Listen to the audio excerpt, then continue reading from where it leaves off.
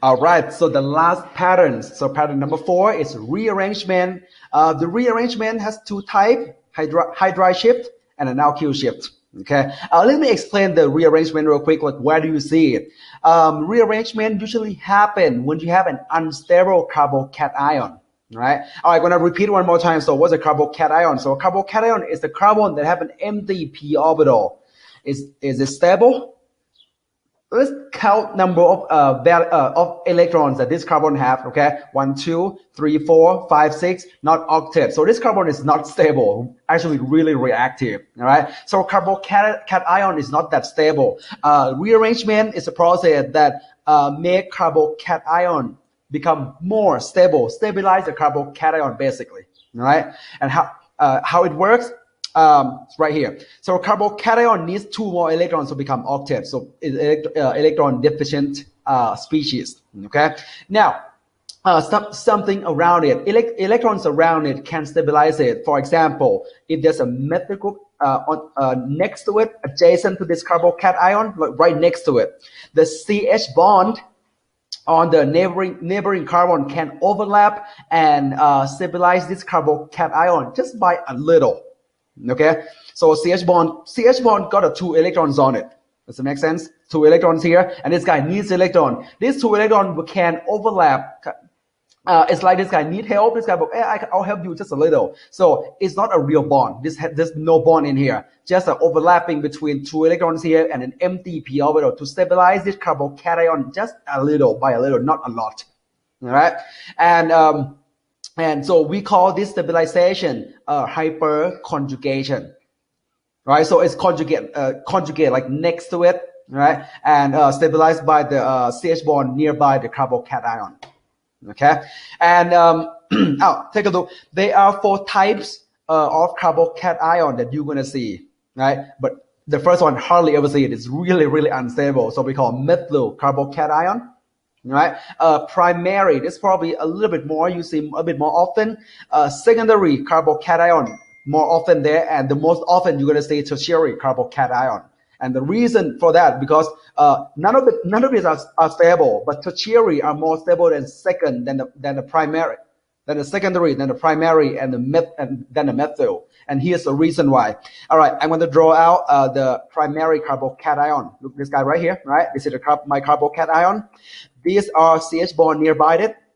This guy not stable. The CH bond, the electron in the CH bond can overlap, help stabilize the carbocation by just a little. All right.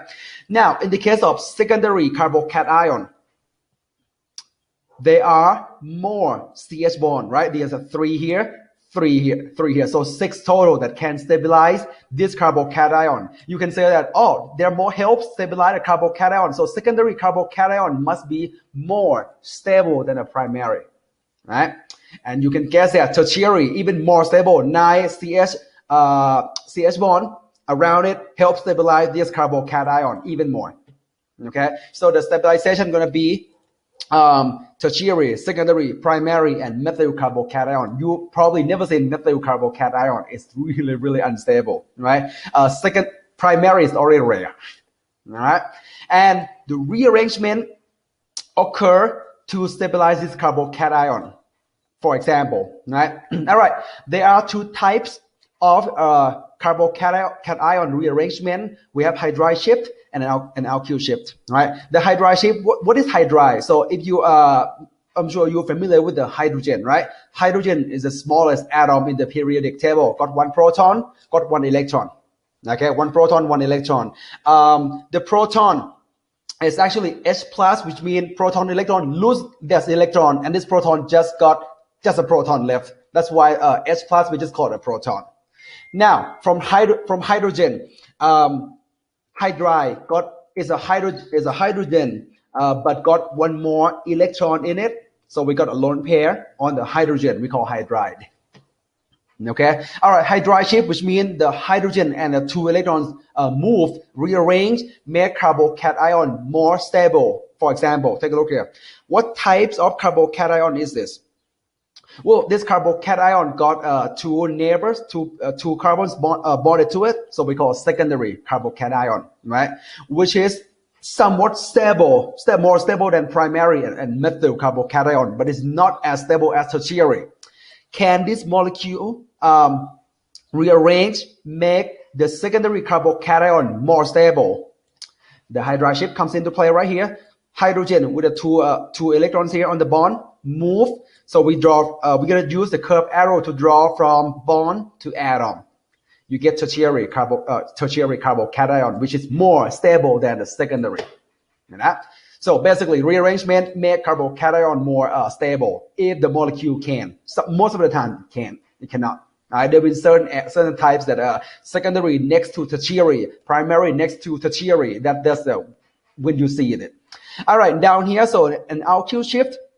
What's an alkyl shift? So this is a carbon move, right? An alkyl, we use R to show the carbon chain. Could be 1 carbon, could be 2 carbons, could be 10 carbons, could be 100 carbons. I don't care. We just use R, an alkyl shift. You're gonna see a methyl shift a lot, right? Sometimes you see an ethyl shift.